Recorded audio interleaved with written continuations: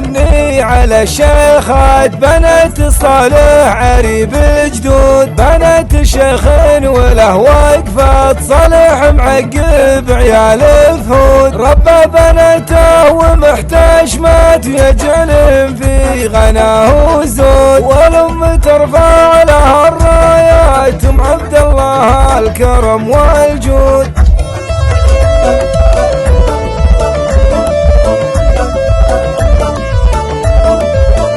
ما هو فريد لهم بصمة تقولها والعباد شهود، بسنا بين كلهن نجمات وبكفوفهن فاح طيب العود، وبصالح لها الابيات تستاهل المدح بنت العود، ومكيف تشهد لها الهامات متعلية في شموخ الطود.